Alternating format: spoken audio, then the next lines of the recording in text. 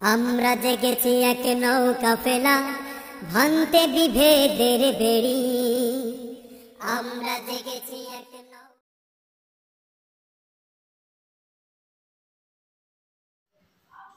আসসালামু আলাইকুম ওয়া রাহমাতুল্লাহ। কেমন আছেন বন্ধুরা সবাই? আশা করি ভালো আছেন আর ভালো থাকেন, এই দোয়া সকলের জন্য করি। আজকে একটি নতুন বিষয় নিয়ে আলোচনা করব আপনাদের সাথে।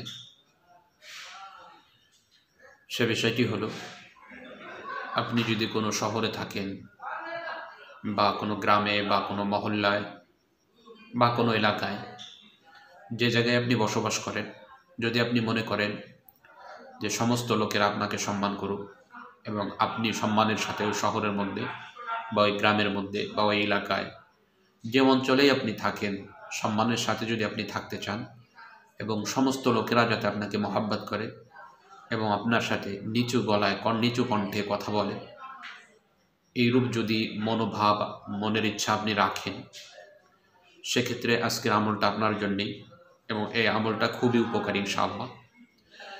তো অনেক এলাকায় দেখা যায় যে আপনি যে এলাকায় চাকরি করতেছেন, কিছু লোকেরা আপনার সাথে খারাপ তবিয়াতে, খারাপ মেজাজে আপনার সাথে কথাবার্তা বলে, যার কারণে ওই এলাকায় জীবনযাপন করা আপনার জন্য সমস্যা হচ্ছে। অথবা কোনো এলাকায় আপনি নিজের পরিবার নিয়ে থাকেন, সেই স্থানের কিছু দুষ্ট লোকের কারণে বা অধিকাংশ লোকের কারণেই আপনি বারবার সমস্যার সম্মুখীন হচ্ছেন।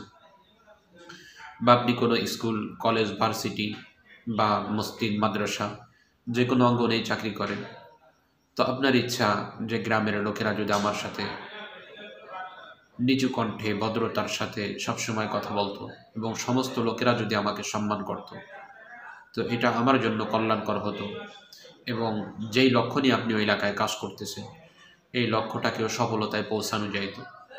তো এইরূপ মন মানসিকতা নিয়ে যদি আপনি ওই এলাকার মধ্যে ভালো মন মানসিকতা নিয়ে যদি সম্মানের সাথে মানুষেরা আপনার সাথে নিচু কণ্ঠে ভদ্রতার সাথে কথা বলুন এবং স্বাভাবিক অবস্থায় যেই সমস্ত দুষ্ট যুবকেরা আছে, এরা যাতে আপনার সাথে ভালো ব্যবহার করে এবং নিজে দেখেই নিজের মধ্যে একটা রোগ, একটা ভীত স্বাভাবিক অবস্থায় আপনারা দেখেন যেই সমস্ত বড় ওলামায়ে কেরাম আছেন, তারা স্বাভাবিক অবস্থায় এক জায়গায় গেলে সমস্ত লোকেরা মাথাকে নিচু করে কাকুতি মিনতির সহিত তার সাথে কথা বলে এবং অনেক জেনারেল অঙ্গনে অনেক লোক আছে যাদেরকে স্বাভাবিক অবস্থায় মানুষেরা দেখলে কাকুতি মিনতির সহিত তার সাথে কথা বলে এবং কোনো প্রকার বেয়াদবি যাতে না হয় সেদিকে লক্ষ্য রাখে।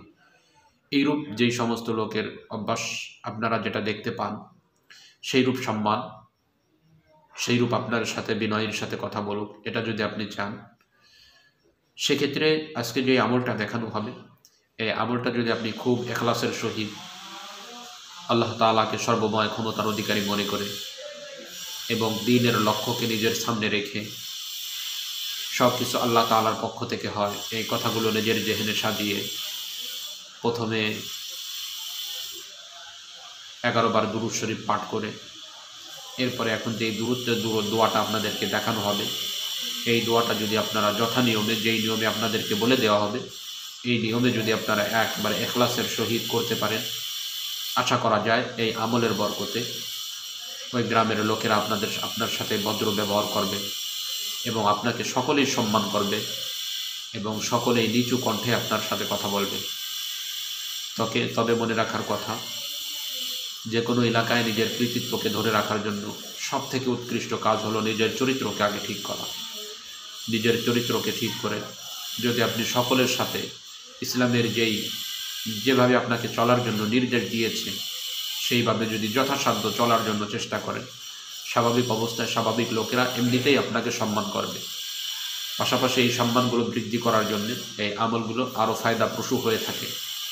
তো আপনাকে সর্বপ্রথম ইসলাম যেভাবে আপনাকে চলার জন্য নির্দেশ দিয়েছে, কোথায় কত সময় দাঁড়াতে হবে, কার সাথে কিভাবে কথা বলতে হবে, কোন বাড়িতে কি অবস্থায় যেতে হবে, যেই চরিত্রগুলো ইসলাম শিক্ষা দিয়েছে, নৈতিকতা আপনাকে শিক্ষা দিয়েছে, এগুলা যদি সঠিকভাবে আপনি এবং যেই সমস্ত লোকেরা সম্মানের সাথে নিজের মাথাকে উঁচু করে দুনিয়ায় জিন্দেগি অতিবাহিত করেছে, এই সমস্ত লোকদের জিন্দেগিগুলো পড়ে আপনি যদি তার আদর্শগুলোকে গ্রহণ করতে পারেন, এর পাশাপাশি এই আমলগুলো যদি আপনি করতে পারেন, আমি আল্লাহ তাআলার কাছে আশাবাদী আপনাকেও আল্লাহ তাআলা ওই শীর্ষ উলামায়ে কিরাম এবং শীর্ষ সম্মানিত লোকদের কাতারে আপনাকে দাঁড় করে দেবেন ইনশাআল্লাহ।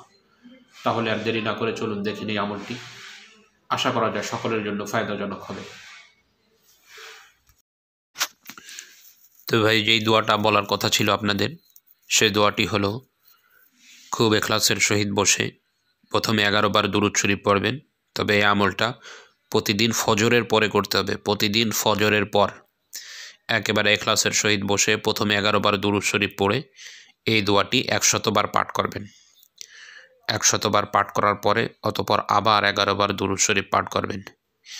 এভাবে এই আমলটি যদি দৈনন্দিন আপনি করতে পারেন, তাহলে যেই কথাগুলো পূর্বে বলা হয়েছে সবগুলোর ফল আপনি ধীরে ধীরে দেখতে পাবেন ইনশাআল্লাহ। তো খুব ইখলাসের সহিত, যত ইখলাসের সহিত করতে পারবেন ততই বেশি ফায়দা হবে ইনশাআল্লাহ। দোয়াটি হলো আল্লাহুম্মা সাখির লি হাযাল বালাদা ওয়ার রিজাল। আবার বলছি, আল্লাহুম্মা সাখির লি হাযাল বালাদা ওয়ার রিজাল।